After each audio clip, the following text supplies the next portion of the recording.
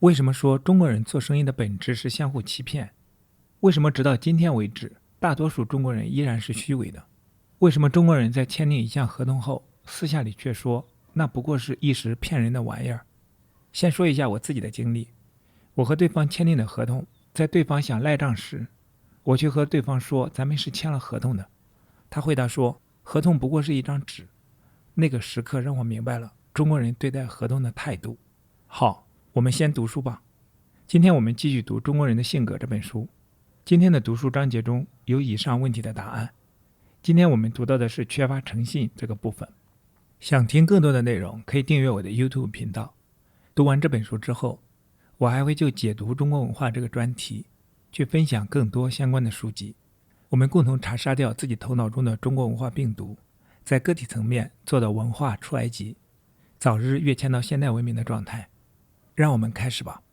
缺乏诚信，信，英语里一般翻译为 sincerity， 在汉字中它是个会意字，由人和言两部分组成，其意义也是两部分字面所表达的。在仁义礼智信这五常中，它位列最后。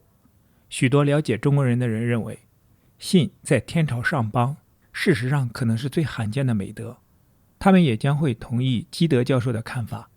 基德教授在谈了中国人的信的观念之后，接着又说，如果在民族性格中有一种美德，不仅在行动中受到蔑视，而且也和现有的处事态度形成强烈的反差，这一特征非信莫属。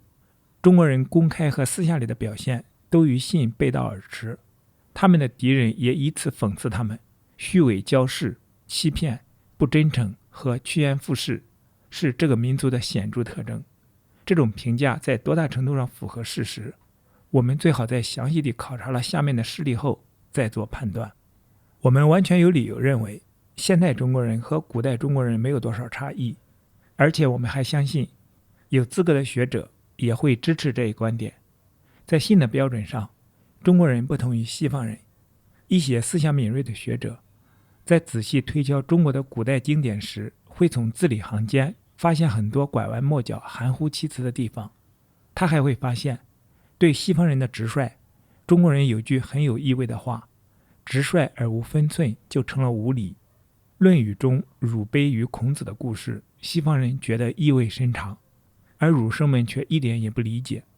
下面一段选自莱格的遗文。汝卑想拜见孔子，孔子托辞有病，谢绝见他。但传话人一出房门，孔子便取下瑟，边弹边唱，故意让汝卑听见。孔子不想接见汝卑这样的人，便以中国的方式来解决。在这里加一句，我发现孔子很巨婴，很无聊啊。好，回到这本书。孔子的做法后来为孟子所效仿。孟子曾在某国作为客人被邀请上朝，但他希望国王能给他以第一次召见的荣誉，因此托病不出。第二天，为表明这只是个借口，便在别处觐见国王。陪伴孟子的官员夜里与孟子就孔子的上述行为进行了一次长谈，但讨论只局限在礼节惯例方面，没有涉及到为方便而撒谎的道德问题，也没有任何证据表明有人思考过这一问题。现代的孔门弟子在给学生解释这一段时，也没有超出上面的讨论。在这里加一句，你看，一个老巨婴教出了孟子这个二号巨婴，这一帮人曲曲折折，真的很无聊。好，继续回到这本书。在保存典籍的本能方面，古代中国人远远高出许多国家的当代人。他们历史虽然冗长，但包罗万象。很多西方学者似乎最推崇中国的历史，言辞中常流露出过分的信任。维也纳大学教师基辛格博士于1788年7月在中国评论上发表了一篇论文，其中有这样一段：科学考据很早就认识到，并且越来越证明了中国古典文献的历史真实性。例如，最新一代中最广博的中国研究者瑞恰斯芬在讨论中国人的性格中惊人的矛盾成分时，发现一方面他们在统计记录历史事件时具有忠实精神和探索真理的强烈愿望，另一方面在日常生活和外交谈判中处处充满谎言与欺骗，此二者形成了鲜明的对比。精确地记录历史有两种不同的途径：一、按特定的顺序和比重叙述事件；二、根据一定的精神和动机分析阐释事件。一些广泛地研究了中国历史的人认为，从前者看，这些历史著作无疑大大地超出了撰写的时代；从后者看，他们绝没有辛格博士所认为的严谨。对不了解的事物，我们不发表意见，只是想让人们注意，一个民族沉溺于谎言，同时又能培养出尊重事实的史观，即使不是史无前例，也是独一无二的。强烈的爱或恨扭曲其他国家的历史，在中国，难道他们就不起作用了吗？在世界其他地区发挥作用的因素，难道在中国会失效吗？不仅儒家思想本身存在较大的缺陷，而孔大圣人也不严格尊重史实。莱格博士并不紧盯着圣人生平的瑕疵不放，而是重点研究孔子编纂《春秋》时处理历史材料的方式。这部著作记录了鲁国234年的历史，向后延续到孔子死后2年。下面一段引自莱格博士有关儒教的演讲，发表在他的多卷本《中国宗教》中。孟子把《春秋》视为孔子最伟大的成就，说他的问世是乱臣贼子惧。作者自己也说过同样的话，并说世人因此了解他，也因此毁谤他。但是当孔子谈到世人因此毁谤他时，不知他心里是否充满了疑虑。事实上，这部书不仅极为简约，而且含糊其辞，具有欺骗性。春秋问世后不足100年，公羊便对之做了修正与补正，说春秋为尊者讳，为长者讳，为贤者讳。我在中国经典第5卷中指出，讳包含3种含义：省略、掩盖和篡改。对此我们还能说什么呢？我常常想快刀斩乱麻，干脆否认春秋的真诚性和真实性。但是孔子生活在他记录的那个时代，他把历史与自己的笔法紧密地联系在一起了。如果一个外国学习者采用曲解的办法，使他看不到大圣人不尊重史实的缺点，中国的统治者和大多数学者可不会怜悯他，也不会同情他的苦恼。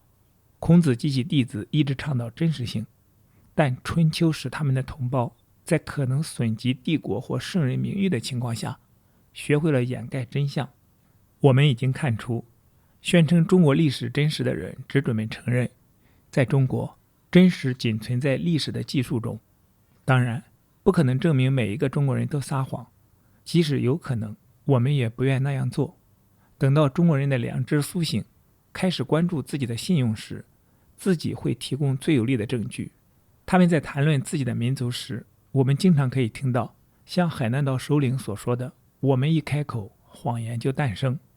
可是对我们来说，中国人并不像一些人认为的是为撒谎而撒谎，他们撒谎是为了谎言之外的某种利益。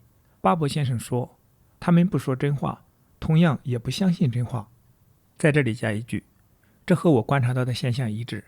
我发现和中国人沟通时，我本着简单高效的原则，就是直接地真实地沟通，却往往遇到很多的怀疑和不相信。为了说服对方相信，我还要重申一下我的沟通原则，说这样是为了降低沟通成本，双方都节约时间，能快速地完成这件事，这样沟通之后会稍微好一些。确实如这本书里的这句话所说，中国人不说真话，同样也不相信真话。好，继续回到这本书。一位学过英语的中国小伙子在拜访笔者的朋友时，为增加词汇量，希望学会说你撒谎的英语表述方式。我的朋友就告诉他，这句话最好别用来说外国人，否则肯定会挨揍。小伙子毫不掩饰地对此表示惊讶，他觉得这句话就像在说你骗人一样，不会伤害人。库克先生1857年在做伦敦《泰晤士报》驻中国记者时，谈到西方人最讨厌被称为说谎者。但是如果你对中国人说同样的话，他一点也不会气恼，也不会感到受了侮辱。他不否认事实，只回答道，我可不敢对阁下撒谎。说一个中国人撒谎成性，眼下正在撒谎，就像对英国人说，你这家伙就爱说俏皮话，我保证现在你脑袋里装满了糟透了的俏皮话。中国人平时说话缺乏诚信，虽然没有达到作伪的程度，但他们所说的每一件事几乎都不是真相。真相在中国是最难获得的，谁都不敢保证自己获得了事实的全部真相。即使有人寻求你的帮助，比如打官司，他希望你全权代理，你仍会发现他向你隐瞒了重要的事实。这显然是支吾搪塞的本能所致，而非蓄意如此。尽管这样做，受害者只能是他本人。无论你从何处着手处理，整个事情一直要到最后才会显露出来。较为了解中国的人不会听一方叙述就觉得掌握了全部情况，他宁愿把所听到的和其他情况结合起来，最后找来几位他最信任的人，就那些陈述再调查一番，才判断事情的真相。缺乏诚信再加上猜疑，就足以解释为什么中国人经常交谈了很长时间，却没有谈出任何实质性的内容。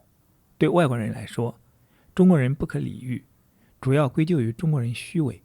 我们不知道中国人在希求什么，但总觉得他们的言谈背后隐藏着更多的东西。因此，当一个中国人走到你跟前，贴在你耳边，神秘地告诉你一个你感兴趣的中国人的事，你不可能不心头一沉。你不能确定他是在说事实，还是在诬告那个人。你也从来不能保证中国人的最后通牒真的就是最后的。对于生意人、旅行家、外交官来说，这个很容易阐释的命题包含着诸多令人烦恼的因素。所有事情的真正原因几乎都难以预料，即便知道也不能确保是事实。每一个中国人即使没受过教育，其本性也像一头狡猾的乌贼，受到追踪时立刻能喷出大量的墨汁，使自己退到最安全的地方。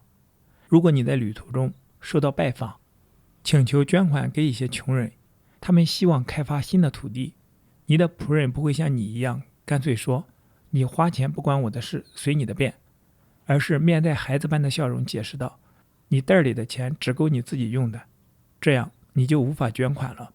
我们也很少发现某个看门的人会像外国人对待他那样对一群中国人说，这儿你不能进。他只是在一旁悄悄地看着，等他们一进去他就放狗。这个描述太有画面感了，真的是这样。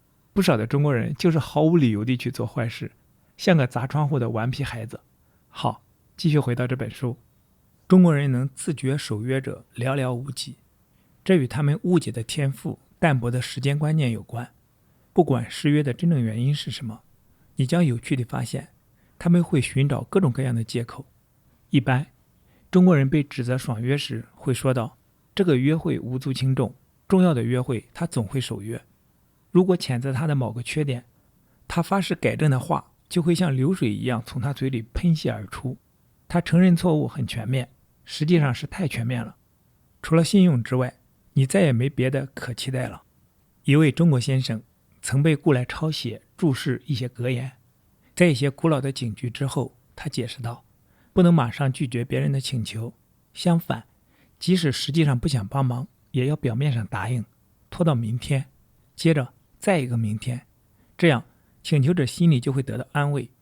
负债的人一般也采用这种方法，谁也别指望一次就可以把债讨回，要债者也不会因此失望，欠债者会誓言旦旦地说，下次一定还，然后再下一次，再下一次。最能说明中国人虚伪的是他们对待孩子的态度。孩子们从小就学会了不诚实，而且无论孩子本人还是施教者，竟然都没有意识到这一点。孩子还在牙牙学语、朦朦胧胧懂话的时候，大人就告诉他，要是不听话，藏在大人袖子里的怪物就会出来咬他。外国人也常常被比作未知的怪物，这也能较好地说明为什么中国人经常对我们外国人说脏话。孩子们很小就对我们外国人怀有模糊的恐惧感，长大后一旦意识到我们并不可怕，只是可笑而已，怎么会不在街上轰赶我们呢？车夫拉着外国人，后面跟着一群高声喊叫的顽童。外国人被激怒了，向他们吼道，他要捉几个绑在车里拖死。船夫遇到这种情况也会吓唬道，用开水浇他们，我揍你，我砍死你之类的话。对懂点事的孩子来说，就等于别那样做。中国人要想装得懂理，必须掌握一大套词汇。他们能表现出说话的谦卑，听话的高贵。懂礼的人提到自己的妻子，如果必须称呼，就说拙精，或其他类似的文雅谦称。农村人虽然不会文雅的辞令，也能抓住礼的精髓，称和自己患难与共的伴侣为臭婆娘。中国人自己的一个故事，可以恰当地说明他们注意礼节的特征。一位拜访者身穿最好的礼服，坐在客厅里等候主人的出现。一只老鼠正在梁上嬉戏，把鼻子伸进梁上的油罐中。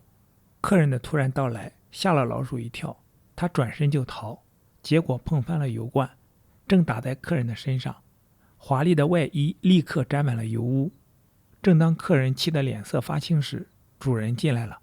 一阵寒暄之后，客人解释道：鄙人来到贵舍，坐于贵梁之下，不慎惊动贵鼠，贵鼠走，贵油罐落于鄙人寒服之上，狼狈之极，实令足下见笑。不用说，很少有外国人能以中国人的方式招待中国人，这需要长期的锻炼。主人走向宴席时，要热情地向一群客人鞠躬，温和地招呼：诸位请坐，请用膳，或把茶杯举到唇边，环视左右，郑重地对客人说：诸位请用茶。更令人难以接受的是在不同场合的叩头。叩头是情况而定，用来表示我能、我会、我可以、我必须、我应该，拜倒在你的脚下。偶尔还会插入这样的话：我该打，我该死，意思是礼数不周，忽略了小细节。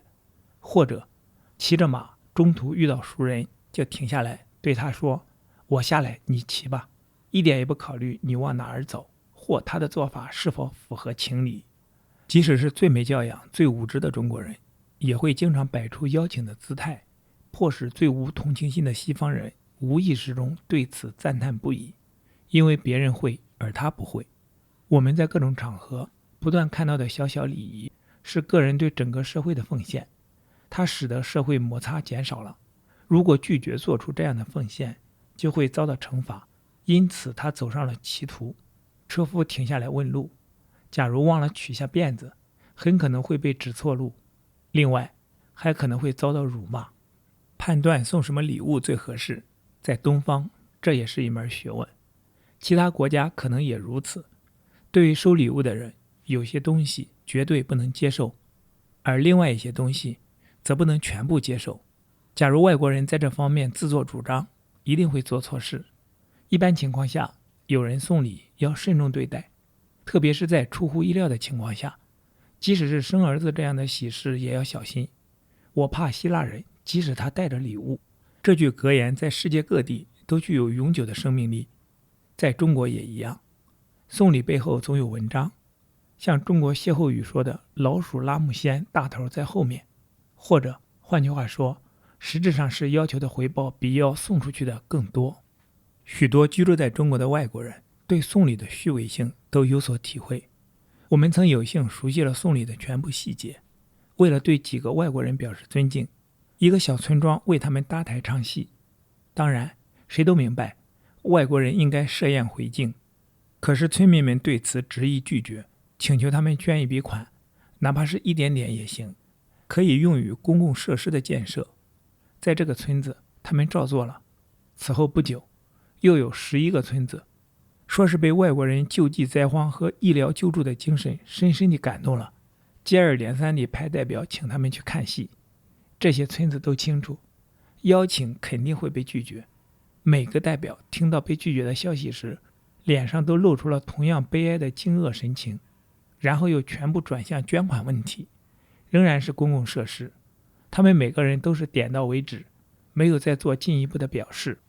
不单单是外国人在这方面受到困扰，富有的中国人不幸遇到喜事时，邻居就会拿着一点不值得一提的礼物前来祝贺，比如为新生婴儿买的不值钱的玩具，但是主人必须设宴答谢。在中国，这是一种永远合乎时宜的方式。这时，即使最不了解中国的人，也会赞叹中国格言的精妙：吃自己的吃出泪水，吃别人的吃出汗水。主人还要被迫装出一副真诚欢迎的样子，为了不丢面子，满腔怒火全部压抑在肚子里。丢面子可比损失食物更要命。这表明中国人有许多行为都是为了讲面子有意地做出来的。在受雇时，中国人对待外国人的大部分礼节只是一种虚伪的客套，尤其是在大城市中，将一个人在公共场合和私下里的行为比较一下，就很容易发现这一点。据说，有一位中国先生，在他的外国主人家里，向来被奉为遵守礼节的楷模。可假如他在北京街头遇到主人，就会怒目而视，好像要杀掉他。因为倘若和主人打招呼，就会让别人看出，这位饱读诗书的先生在某种程度上要依靠野蛮的外国人来混碗饭吃。尽管这情形已是众所周知，但在表面上，尤其在公共场合是不能承认的。几个中国人进屋时，只跟屋里的中国人行礼，完全无视其中外国人的存在，是很正常的事。中国老师会称赞他的外国学生听力准确，发音完美，在接受语言方面会很快超过其他同学。可同时，这位学生的一些奇怪的发音错误却会成为这位老师与他的同事间的笑料。一般情况下，雇来教汉语的老师理所当然被视为最有权决定他汉语语音正确的人。另一个可以说明中国人礼貌的表面性与虚伪性的现象是口头上应承，而实际上却不做。送礼没有带来预期的好处，送礼者也不灰心丧气，因为早就知道事情可能办不成，但送礼者的面子保住了。同样，假如在酒馆里，你和老板在付款上发生了争执，你的车夫可能会站出来调停，决定不足的部分由他来付，然后将手伸进你的钱袋。如果他掏出自己的钱，最后账仍会算在你的头上。倘若提醒是他自己要付的，他会说，你能指望参加葬礼的人一同被埋进坟墓吗？尽管表里不一，中国仍有许多人是真正谦逊的。不过，无论男女，肯定也有不少人的谦逊是假的。当人们清醒地意识到某些观念难以直接表达时，他们就谈论一些不愉快的事，间接地来表达。可这些谈吐优雅的人，一旦被激怒，连最难听的话都骂得出。虚假的谦逊与虚伪的同情，同样是由空话组成。但是，中国人不应因此受到谴责，因为他们没有足够的财富，长期维持对如此众多人的同情。最令人恶心的倒不是空洞的同情，而是对死者假装同情时又流露出兴高采烈的神情。巴伯先生提到四川的一个苦力，看到2条野狗在仙道上吞吃人的死尸，竟止不住哈哈大笑。梅杜斯先生告诉我们，他的汉语老师听到自己的好朋友死得很有趣，竟也捧腹大笑。最疼爱的孩子夭折，长时间的悲痛会使父母变得表情麻木，这与上面的情形不同，因为沉默的悲痛和违背人性对自己自然感情的粗鲁愚弄之间有着巨大的差异。如前所述，西方人和中国人实行贸易往来已经有数百年的历史了。在此过程中，中国人的商业信誉也多次得到验证。为不使结论显得有如空穴来风，应该举些例证做基础。下面就是一个范例。香港和上海银行经理卡麦伦先生在他的告别发言中有这样一段：我已经谈了西方商团和高标准贸易原则，在这方面中国人一点也不落后。实际上，没有谁能像中国商人和银行家那样很快赢得我们的信任。当然，任何事情都有例外，但为了表明我有足够的理由得出这一有力的结论，我可以告诉诸位，过去25年内，我们的银行在上海与中国人做了很大一笔生意，总额达数亿两白银。迄今为止，我们还没有遇到过不守信用的中国人。对这段发言最好的评价，可能是3年后发生的另一件事。这家银行在香港的一位买办，使银行在蒙受损失没有保障的情况下，仍能每年赚取100万的利润。中国商业活动中的零售与大宗贸易是否有着本质的区别，我们无从得知。但为了使我们的思考显得更全面，确实应该考虑一下，上述结果是否完全没有中国人令人赞叹的责任感的作用。这是一个西方人应该好好学习的优点。中国人在与西方人做生意时，讲信用可以使他们获得最大限度的利润，所以我们获得中国人毫无疑问的最大限度信任，本来就是自然而然的事。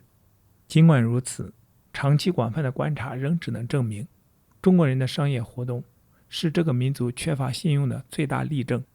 一位聪明的学者写过一篇很有意思的论文，论述中国人的普通商业活动只是一方欺骗另一方的活动，这两个人之间的关系一般来说就是雅各布与拉班之间的关系，或者像中国人说的是铁刷遇到铜盆。没有谁不知道，让一个孩子做生意其实就等于毁了他。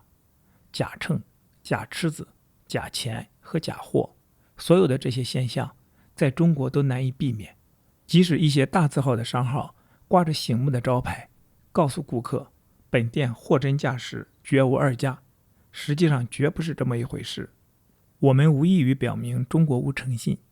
不过，根据我们的观察和经验，很难保证可以找到中国人的诚信。和一个不重视事实的民族交往，还会出现别的情况吗？一个衣冠楚楚的学者，大言不惭地告诉外国人，他不识字，可如果递给他一本小书，他会毫不迟疑悄悄地从人群中溜走，钱都不付。虽然那本小书最多只值3个铜板，对此他一点也不觉得羞耻，反倒沾沾自喜，把愚蠢的外国人骗了。那个外国家伙竟然相信一个完全陌生的人。在这里加一句，就我的观察而言，直到今天依然如此。太多的中国人偷奸耍滑，而且确实对自己的行为不以为耻，反以为荣，甚至还到处去炫耀自己所谓的成功欺骗，实在难以理解。好，继续回到这本书。中国人向外国人买东西，经常少付1个铜钱。他宣称身上没钱了。如果你告诉他，他的耳朵上正夹着1枚铜钱呢，他会极不情愿地取下来交给你，那情形就跟他受了骗似的。同样，一个人会磨蹭老半天，想免费从你这儿得到点东西，理由是他1个钱也没有，可是最后却会取出一大串铜钱，满脸不高兴地递给你，叮嘱你只取他应付的钱。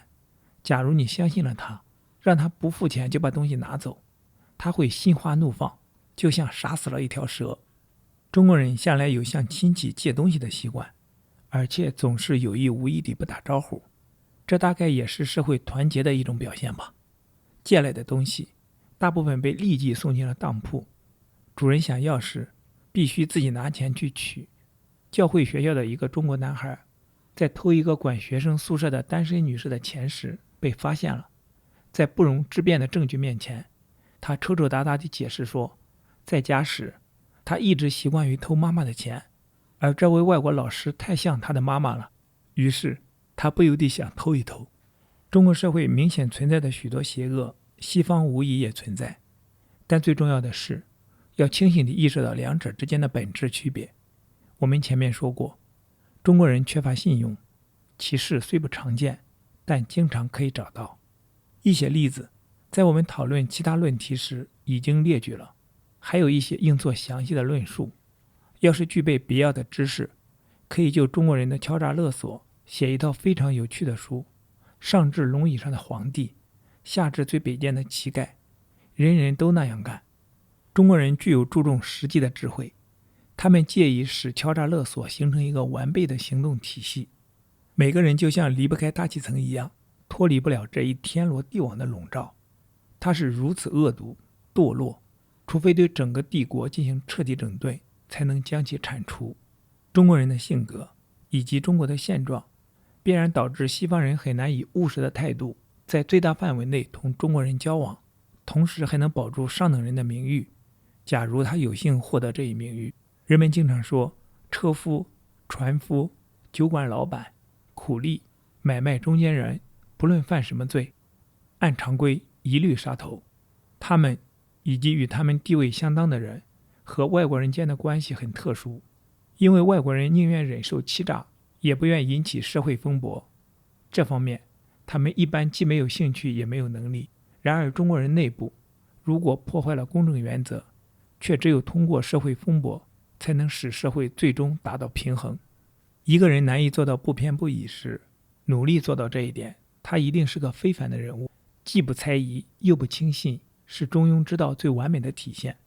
如果我们对似乎必须的不诚实表示不满，擅长判断人性格的中国人就会把我们归入性情人物那一类。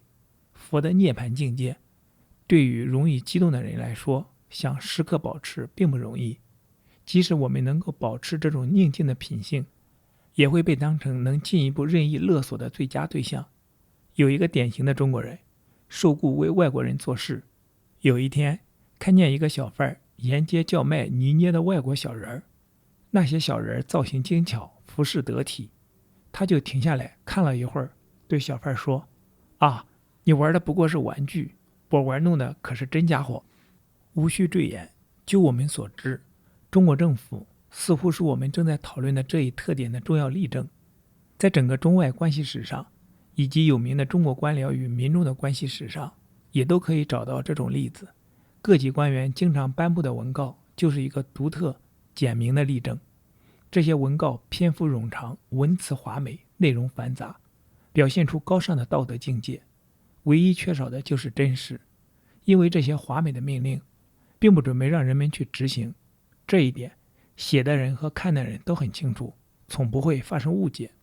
中国政府的生平和公文就像卢梭的忏悔录，情感高尚而行为卑鄙。他砍下10万颗头颅，却引用孟子的话论述生命的神圣。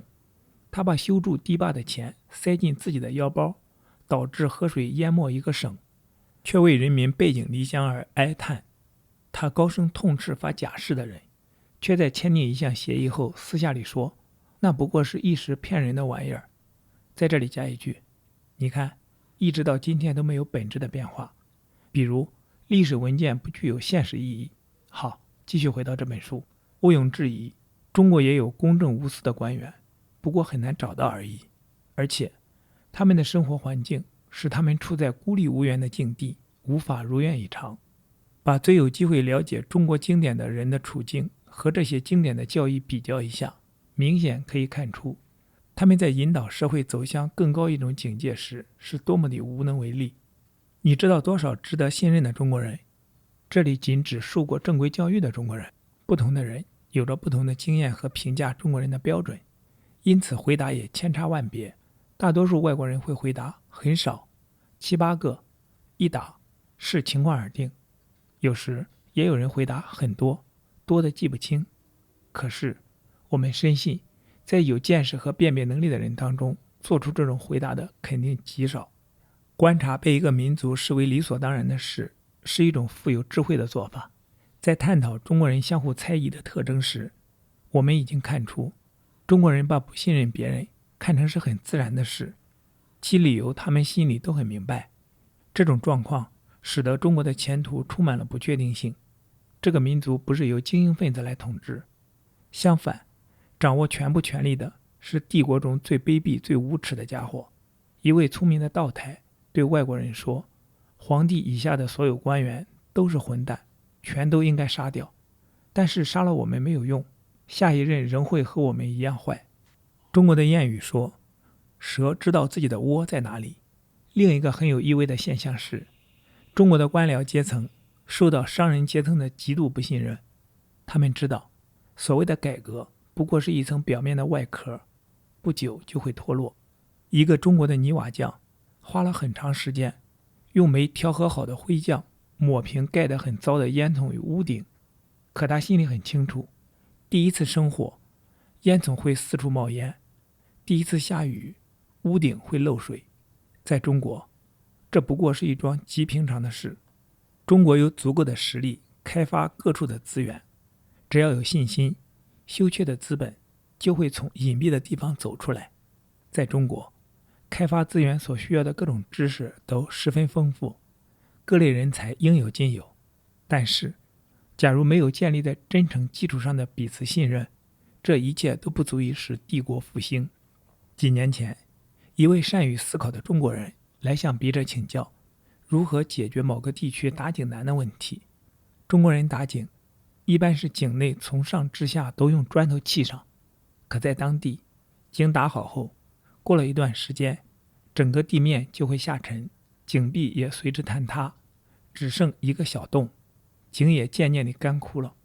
治疗中国长期忍受的病痛，与对直隶省的这个不幸地区的补救相同，一切药方都难以将其根治。